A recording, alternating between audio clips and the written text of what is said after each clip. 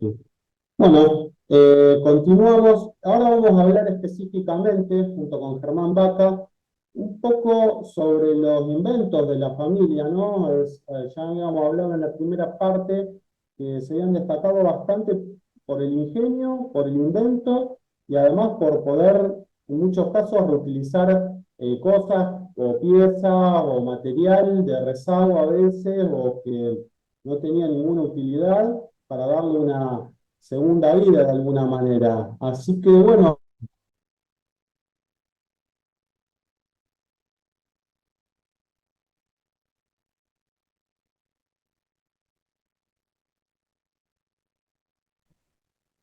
Y estamos. bien, ¿qué es lo que Bien. vemos acá? Eh, Bueno, lo que vemos es lo que comentaba en el vídeo anterior. Ese es el motor a vapor que hizo mi abuelo, seguramente con la ayuda de su papá. Como decía antes, mi abuelo lo empezó a hacer cuando tenía 16 años, es decir, lo empezó a hacer en 1920, más o menos 1927, porque él nació en 1910 y 1927, y lo terminó en 1934. ¿Sí? Este es un motor a vapor que es una réplica o intenta hacer una réplica del motor Ruston que tenía la familia o que había tenido. En esa época ya no lo tenían más, ¿no? Y esa escala 1-2 no es la mitad del tamaño, ¿no? Lo que vemos ahí, el motor a vapor está parado en el patio del campo familiar. A la derecha se ve las puertas abiertas del taller, donde hacían todos sus inventos. Y a la izquierda, bueno, se ve un gran galpón que hay al lado de la casa familiar, que es donde se almacenaban las cosechas y también estas máquinas, de hecho, ¿no? En su momento, en ese galpón se almacenaba el motor Ruston y la cosechadora Ruston originales. Y bueno, y luego se utilizó para otro tipo de maquinaria, ¿no?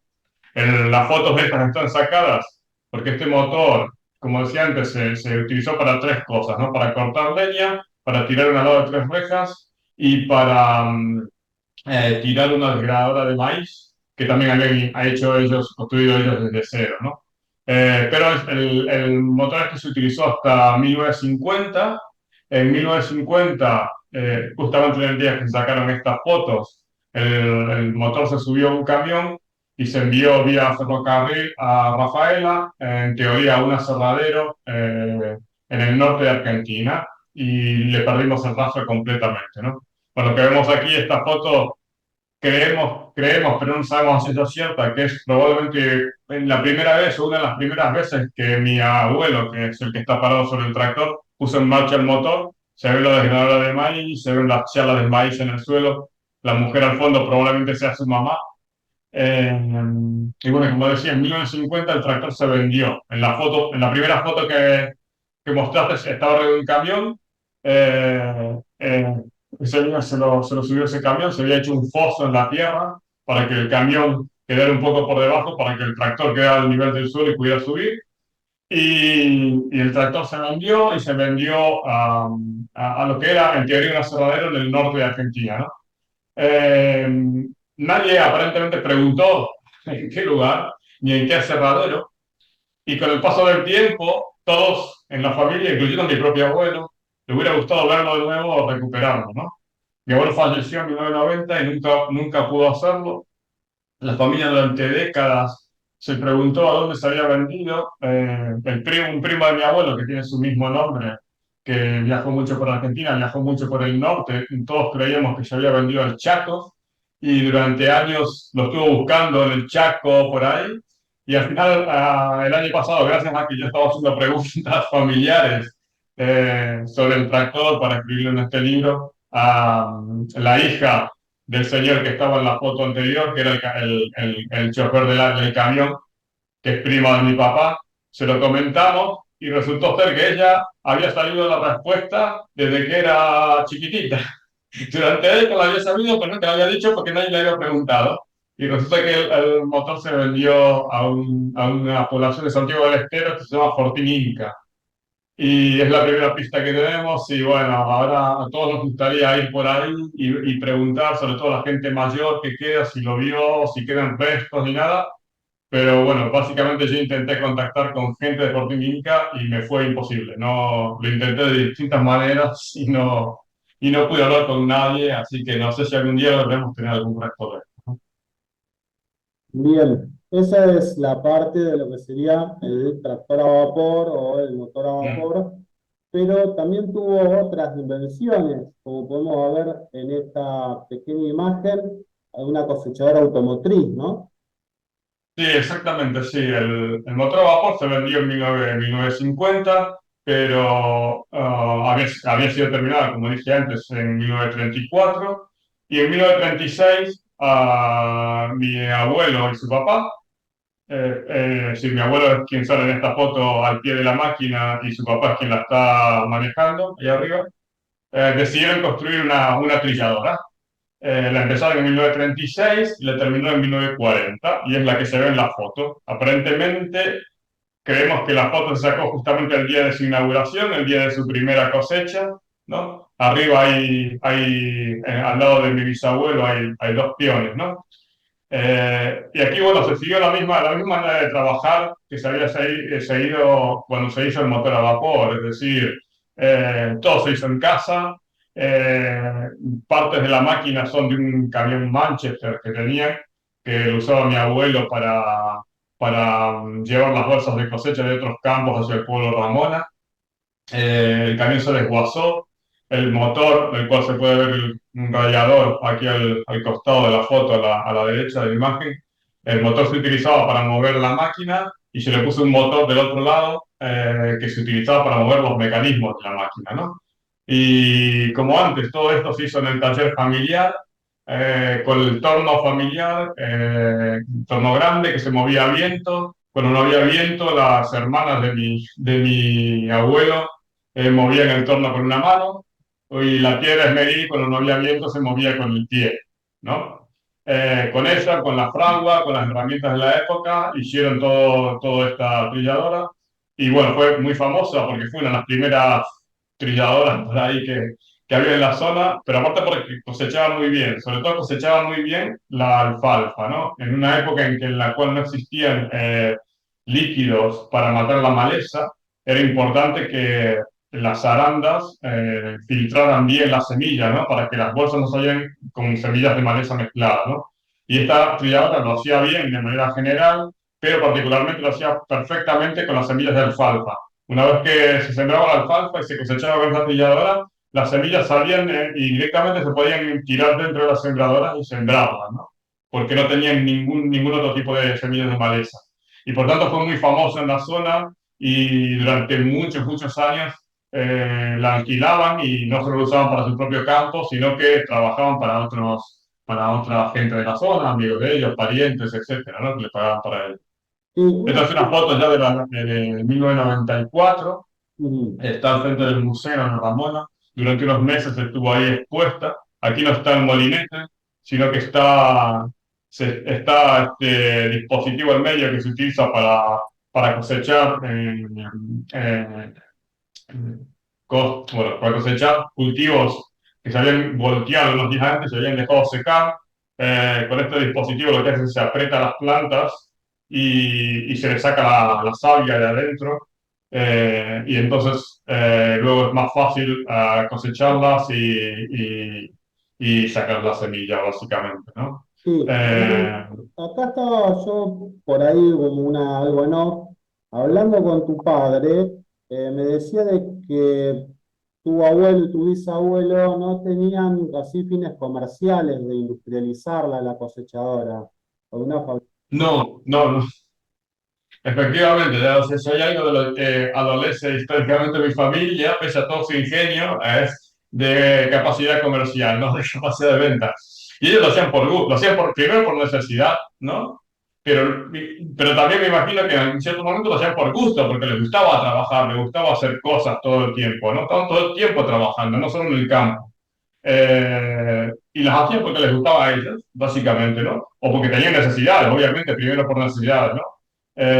Y reciclando todo lo que podían reciclar, ¿no? El camión Manchester se recicló para esto, lo poco que había quedado del camión Manchester se recicló luego cuando en el futuro, después de esta cosechadora, hicieron una máquina volteadora, una segadora, lo poco que había quedado del camión se utilizó para hacer esto, y así, se reciclaban todo el tiempo, o si no iban directamente a Chacarita del pueblo de Porteña y cosas así, a comprar lo que necesitaban, ¿no? Incluso en algún caso han comprado alguna máquina trilladora muy antigua para desguazarla y sacarle partes y cosas así, ¿no? Todo el tiempo reciclaban y nunca se les ocurrió venderlo ni producir en serie ni nada de esto, ¿no? Que algo que en Argentina ni en cualquier otro país del mundo nunca es fácil hacer, ¿no? Pero ellos, bueno, estaban muy ocupados también con su propio campo. Hay que tener en cuenta que todo esto, no solo que lo hacían ellos, lo maquinaban ellos desde cero, sino que además lo hacían todo fuera de hora, porque durante el día dedicaban casi toda la jornada en trabajar en el propio campo, ¿no? Que también en ciertos inventores, por lo menos a lo que nos atañe a nosotros, que es de las cosechadoras o maquinaria agrícola a motor, es una constante de aquella época, al haber entrevistado a otros inventores, ¿no? Y también de la zona, como por ejemplo Pian en Las Rosas o Tesa en Galvez, de que más o menos según también la familia, algunos quisieron, no pudieron, otros no pudieron, pero quisieron, o sea, se dio por ahí una combinación de factores por los cuales no pudieron prosperar la producción en serie. Mm. No, no, exactamente, exactamente. Cada uno, dependiendo de donde vivía, tuvo su propia dificultad, ¿no? Pero un poco para entender el contexto histórico, ¿no? En mi familia particularmente, ¿no? Hay que entender que, como te decía antes, mi bisabuelo y mi abuelo tenían tercer grado de formación, no tenían nada más, digamos, ¿no? No es que habían tenido una formación o habían vivido en una ciudad y tenían una visión comercial y sabían cómo moverse, o sea, ellos prácticamente, bueno, no prácticamente, en la realidad, pasaron toda su vida viviendo en el campo familiar. Viajaron muy pocas veces fuera del campo familiar. El único viaje que hacían era al pueblo o las chacaritas de la zona, básicamente, ¿no? Pero no eran gente de ciudad, no tenían una mentalidad industrial para nada, ¿no? Ellos lo hacían sobre todo y principalmente porque necesitaban la máquina para poder trabajar su propio campo. Ujú. La foto Bien, que mostramos aquí es también el día que se estaban llevando, que estaban vendiendo el motor a vapor. El nene que está allá arriba es mi papá, tenía 4 años, ¿no? Y en el fondo se puede ver el galpón grande y la cosechadora, que en ese entonces ya tenía 10 años de vida. Se ve la parte de atrás de la cosechadora y al frente se ve, bueno, hay una sembradora puesta ahí, ¿no? También se llega a ver justo detrás del tractor, al medio de la foto, se llega a ver el molino de viento que había al lado del taller, que era el que daba la fuerza motriz a los tornos, básicamente las pocas máquinas que tenían ahí dentro, ¿no? ujú, bien. Bueno, otra foto de los galpones. Sí, otros galpones, pero la máquina que se ve ahí delante, en ese momento estaba abandonada y estuvo abandonada algunos años allá afuera. Eso fue cuando la familia dejó el campo familiar en 1990.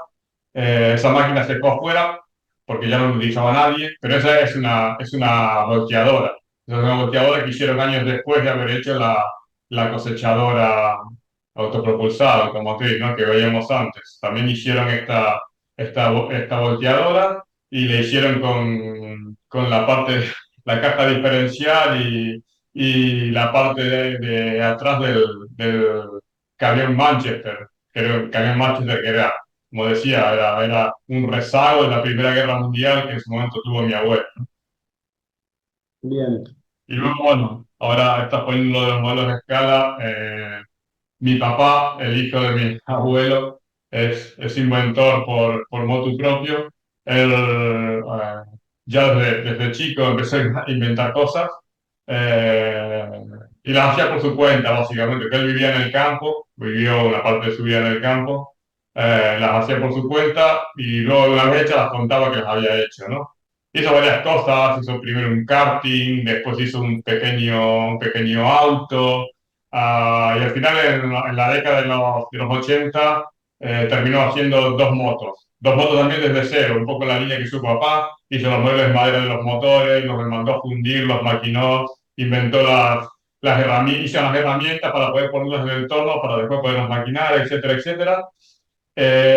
Y luego, mucho más adelante en el tiempo, ya en la década de 1990 y los 2000, empezó a hacer este tipo de modelos, como vemos aquí, que son modelos completamente funcionales de las máquinas que tuvimos o que tuvo nuestra familia en el campo, ¿no? Concretamente, este es un modelo funcional del tractor Ruston y la cosechadora Ruston que tuvo mi tatarabuelo, como hemos visto en la foto antes. Antes estabas mostrando una más pequeña, que fue el primero que hizo, que fue también otro tractor, que era una copia o en el homenaje a su papá, ¿no? A mi abuelo, al tractor vapor que había hecho él. Y bueno, eso lo hace mi papá en su casa. eh, y también, como decía, ¿no? Inventando las herramientas para poner en el torno. Pero están completamente funcionales. Funcionan con vapor, se puede poner fuego y qué sé yo, o funcionan con aire comprimido. Bien. Sí, acá podemos ver, esta sería la Sí, trilladora. la trilla de Ruston. Es interesante porque realmente si tuviéramos plantas de trigo a la escala de esta trilladora y las pusiéramos, las podría cosechar, porque adentro tiene todas las arandas, tiene todos los mecanismos, tiene el cernidor, tiene todo como la máquina original. Y es todo completamente funcional, ¿no? Bien, acá vemos otra Sí, imagen del otro. mismo. Se aprecia un gran detalle, muy, muy real. Si uno no le prestara mucha atención, creería que de verdad, ¿no? Sí, sí, sí, sí, sí, sí, no, porque los modelos de estos son realmente grandes, ¿no? Son una cosa grande así cada uno, o sea, y pesan lo suyo también. Y como te decía, mi papá tardó bastante tiempo en hacerlas, ¿no? Y es un hobby que tiene, ¿no? Este es un carro que hizo también, porque es parecido al carro en el cual se utilizaba para cargar la paja, que luego desde las parvas, que luego se movía, se tiraba arriba de la cosechadora que vimos antes de madera, ¿no? Para que la coseche, ¿no? Bien. Y esta también es otra que hizo él completamente funcional, básicamente cuando mi abuelo y su papá hicieron la trilladora que vimos antes, en esa época no tenían bueno, la volteadora que tenían, en ese caso era esto, tenían una volteadora tirada por caballo. Durante algunos años lo siguieron utilizando al mismo tiempo que la cosechadora, pero luego hicieron la volteadora que vimos también antes, que tenía su propio motor, ¿no? Y esto se desguazó y se utilizaron para otro tipo de inventos los pedazos de esta máquina. Bueno, y este es un modelo de escala que también hizo mi papá, Bueno, acá vemos que otra también es imagen. completamente funcional. Ujú. Otra imagen del mismo. Mm. Bueno, y acá Y vemos otro también una cosechadora Don Roque a escala. sí, exacto, sí. Eso es una considerada que hizo porque en su momento cuando empezó a hacer este tipo de modelos, el primero que había hecho había sido el tractor de su papá, luego hizo el tractor Ruston grande con la cosechadora grande, y después dijo, bueno, si eso era lo más antiguo, quiero hacer algo que sea lo más moderno, ¿no? Entonces se le ocurrió hacer una cosechadora moderna, digamos, y hizo una Don Roque. Es bastante grande y se mueve, le hizo una especie de control remoto con cables, se puede mover por el suelo cuando la dejas y la enchufas. Eh, y también tiene todos los mecanismos, ¿no? Bueno, otro Entonces, vehículo a escala más. bueno, este es fabuloso porque mi familia nunca tuvo un tractor Pampa, pero él fue mecánico de tractores una gran parte de su vida y un día se le ocurrió que quería hacer un tractor Pampa a escala, ¿no? Y entonces, bueno, como siempre, lo hizo de cero. Fabricó todos los modelos de madera, pero en este caso fue como más allá, porque aquí fabricó el motor, las cajas de cambio, todo a escala. Eh, bueno, realmente es un trabajo que es completamente increíble, porque es completamente funcional también. O sea, el motor arranca, funciona, tiene una bujía que de hecho la compró aquí un día una vez que vino a visitarme y para poder ponerlo en marcha. Ahí se lo ve ahí cuando estaba pintando las piezas en el patio de mi casa en San Francisco, Córdoba. eh, con las piezas en bruto, las piezas pintadas, etcétera. Eh, y bueno, es una barbaridad, pesa mucho, también es muy grande y es un tractor pampa funcional también, que es completamente increíble, ¿no? Y bueno, después de esto, estamos mostrando ya ahí lo que es el Forte. Este es el último invento. En realidad no es el último porque está haciendo otras cosas, pero no lo voy a contar ahora aquí. Pero este es el que terminó el año pasado. Este también fue una completa barbaridad porque estuvo durante mucho tiempo intentando encontrar planos de cómo hacer un Forte, de cómo era el Forte original, ¿no? Y aquí quiso hacer también el motor y la caja de cambio completamente a escala y funcional. Creo que no llegó a ponerlo en marcha, no creo que no funciona el motor, pero no sé si no funciona simplemente porque no llegó a ponerlo en marcha, porque cuando entramos en la parte un poco eléctrica y esto con la bujía se pierde un poco. Sé que le hacía falta algo que era una especie de arranque electrónico que creo que no consiguió y por eso no puse en marcha.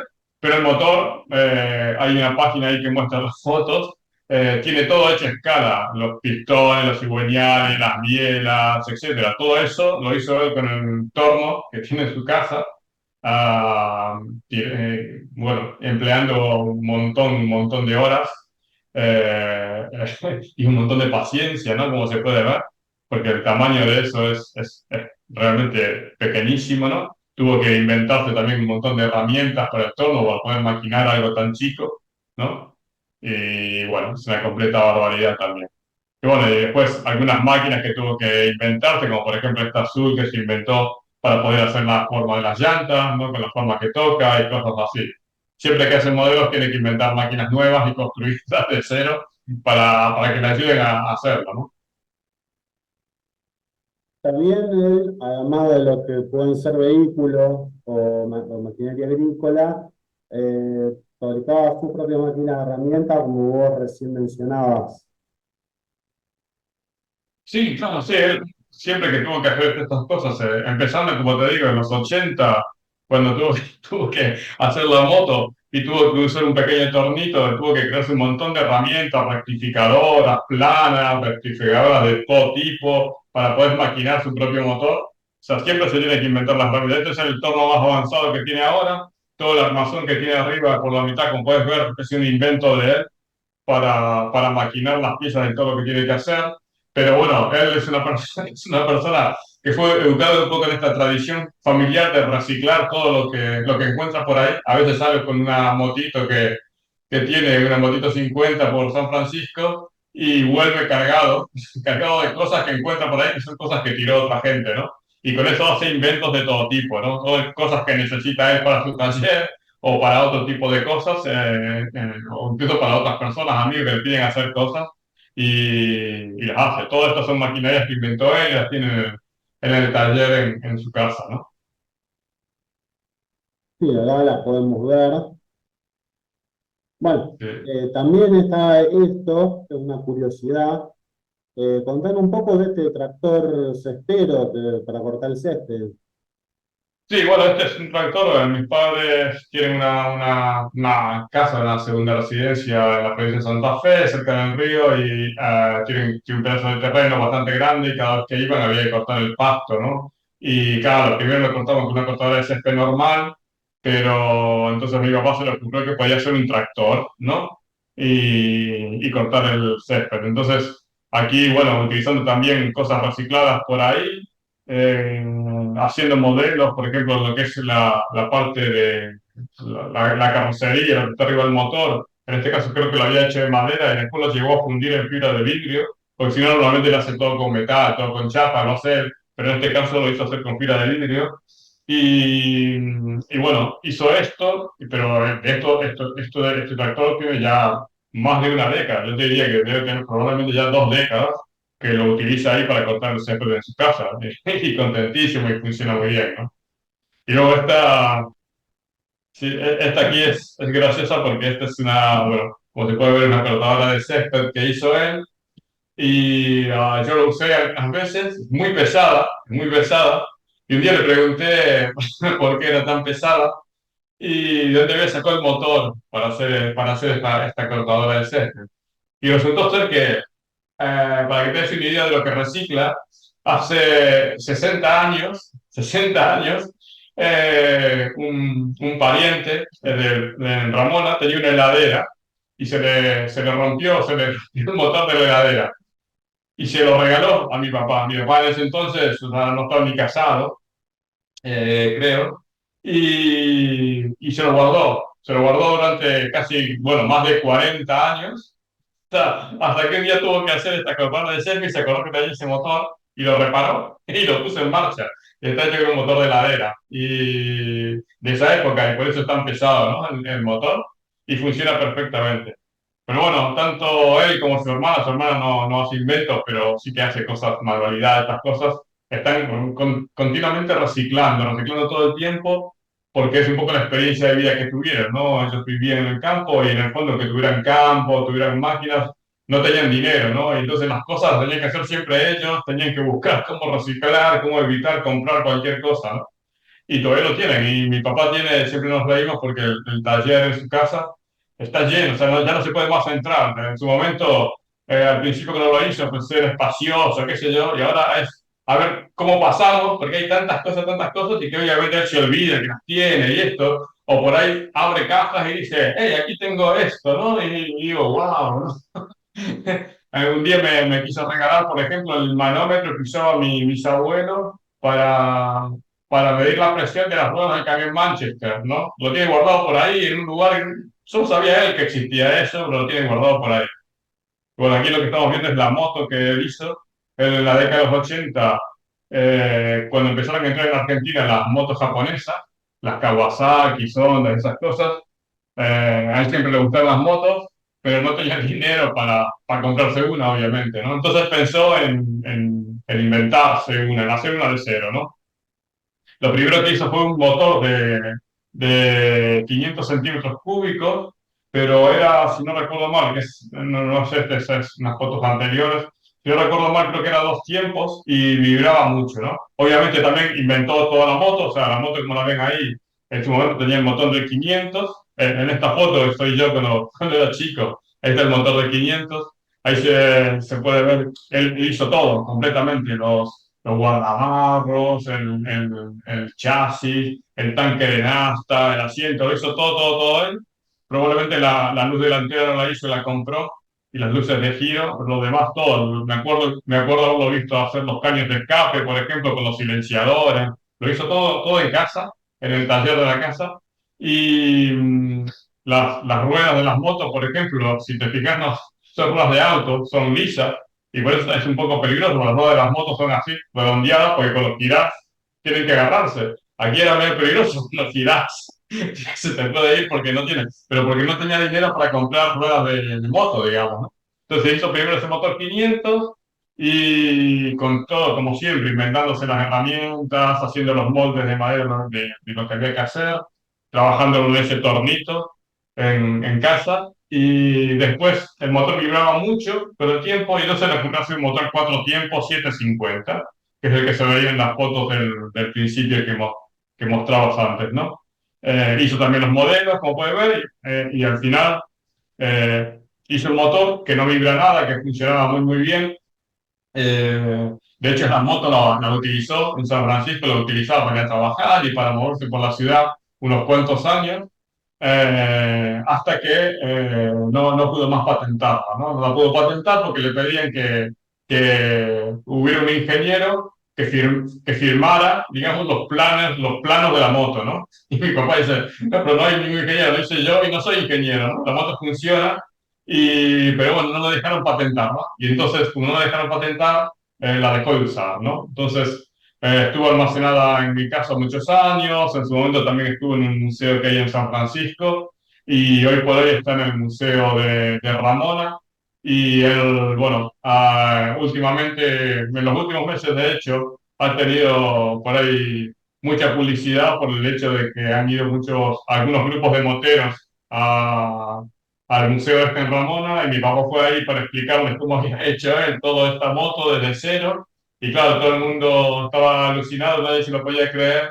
Más que nada porque cuando le preguntaba qué había estudiado, mi papá le decía que había estudiado carpintería, lo cual es cierto, estudió carpintería y no estudió mecánica, pero siempre trabajó en mecánica en realidad, ¿no? Y bueno, y ahora, bueno, ha tenido que ya que ir 2, 3 veces a mostrar la moto, a explicar a grupos de moteros que se pasan por el museo cómo está hecha.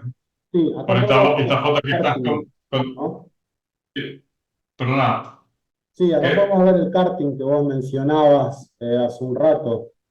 Sí, este es el primer karting que eso es porque en su momento, cuando él tenía, creo que 16 años, y en esa época había una carrera en el circuito de Ramona, una carrera de karting, y se le ocurrió que podía participar y junto con su hermano Ricardo hicieron este karting. No tenían motor, lo pidieron prestado a alguien, a un amigo de la familia, le pidieron prestado el motor para correr. Y bueno, mi papá y su hermano hicieron todo el karting, todo el chasis, etcétera, y parece ser que corrieron 2 vueltas y el motor se fundió. Y entonces, claro, tuvieron que pagar la reparación para esto y decidieron que el karting no era lo de ellos y nunca más lo utilizó. Pero bueno, eso es en el campo familiar. Sí, esta es Luego la eso es, que vos mencionabas. sí, esa es una camioneta que también hizo él poco después de haber hecho el karting también. Eh, Tenía un motor de moto Alien, ¿no? Que le sobraba y que lo encontró tirado en un gallinero, ¿no? Y entonces lo recuperó y se le ocurrió que podía hacer este camioncito, ¿no? Y efectivamente lo hizo todo él, la carrocería la hizo todo él, el chasis la hizo todo él, las ruedas, como puedes ver, son las que usó en el karting. En realidad es al revés, en realidad esto lo había empezado a hacer antes que el karting y cuando hizo el karting le sacó las ruedas a este camioncito y lo utilizó. Y cuando colgó, como dice, colgué el karting con un clavo en la pared y nunca más lo usé, volvió a poner las ruedas, ¿no?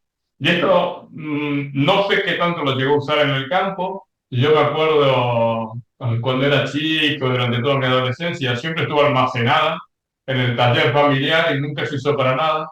Y ya hace más o menos 10 años la recuperó, lo puso en marcha, era completamente funcional y a alguien le interesó, a alguien que él conocía y se la compró y ya está. Probablemente el único invento en su vida que vendió, pero bueno. Ah, lo había vendido esta pickup. Sí, esta la vendió hace no, bueno, hará 10 años, una cosa así, ¿no? La recuperó de donde la había almacenado y la puso en marcha y alguien la vio y dijo, oye, me gusta, me interesa, y me la vendé, le dijo que sí, y la vendió. ¿Y se sabe el paradero o a dónde fue a parar? Mi papá seguro que lo sabe, yo no lo sé, pero él seguro que sí, porque es alguien que él conocía. Ah, bien, bien. Bueno, nos están quedando unos 6 minutos, así que bueno, pudimos ver un poquito vida y obra, no solamente tu padre, sino también de toda tu familia. Eh, ¿Querés contarnos algo más que haya quedado en el tintero, que quieras mencionar acerca de tu familia, que no hayas mencionado, y como para dar un cierre? Mira, la verdad que no, ahora mismo no se me ocurre. No sé, yo creo que mi familia tiene la capacidad, tiene la inventiva y tiene por ahí las ganas de hacer todo esto. En el fondo yo siempre pienso que somos una familia de ingenieros, ¿no? No sé de dónde nos viene, pero también en el fondo se nutre de la sociedad en donde vive, ¿no? Y mi papá, mi abuelo, mis abuelos vivieron siempre en la zona de Ramona y alrededores, que es una zona muy, muy próspera dentro de la provincia de Santa Fe, donde a lo mejor no hay tantos inventores, pero sí que hay gente que la lucha, que ha tenido dificultades, que siempre la ha peleado para salir adelante, ¿no? Gente con mucho tesón. Y en el fondo yo creo que se inspiraban mutuamente, ¿no? Para hacer las cosas, ¿no? En una época en que, bueno, en todo lo largo del siglo XX la situación en Argentina fue un poco de sube y baja, y entonces todos tenían que buscarse la vida y hacer cosas, ¿no? Entonces creo que hay una parte muy grande de mérito de ellos, pero del cual me siento muy orgulloso, pero también hay una parte también del mérito del lugar donde ellos vivieron y que de alguna manera, por medio de relaciones, por medio de ejemplos, les permitió hacer lo que hacían, ¿no? Bien. ¿Y vos heredaste un poco de esto? No. Yo soy ingeniero, en ese sentido soy muy ingeniero también, pero ya en los tiempos modernos es más complicado inventar cosas. Y como te digo, mi familia nunca tuvo un sentido muy comercial, con lo cual a mí me gusta mucho, soy una persona muy curiosa, me gusta aprender, sobre todo aprender, mucho leer, pero no he hecho cosas. Para mí, por ahí la cosa más grande que he hecho, o por ahí de la que me siento más orgullosa, o una de las que me siento más orgullosas, es justamente este libro familiar, ¿no? En el cual estoy desde 2016 básicamente escribiendo y tirando hilos y descubriendo historias familiares de todo tipo, ¿no? Y que para mí es como un legado personal, pero que es un legado que obviamente yo no construí, en el fondo, es un legado que yo cuento, ¿no? Y para mí es importante poder transmitir este legado a las generaciones futuras, a las generaciones futuras de mi familia, pero también a las generaciones futuras de Ramona, de Santa Fe, de Argentina, ¿no? Porque cuenta la historia de una familia de inmigrantes. Sabemos que una gran parte de Santa Fe está poblada por descendientes de inmigrantes, de Córdoba también, y obviamente de gran parte del país, de Argentina. Y, y bueno, lo mío es, vale, si hago ingeniería, trabajo con tecnologías por ahí muy avanzadas, pero más desde el punto de vista comercial, desde el punto de vista de venta. Pero no he inventado máquinas. Por el momento no se me ha ocurrido inventar ninguna máquina ni hacer ninguna cosa rara. Se me ocurren cosas, pero a veces no las pongo en práctica, digamos. Pero sí que soy ingeniero y sí que me gusta contar, ¿no? Yo creo que mi lugar dentro de la familia hoy por hoy es la de ser un poco historiador o portavoz de lo que ellos hicieron.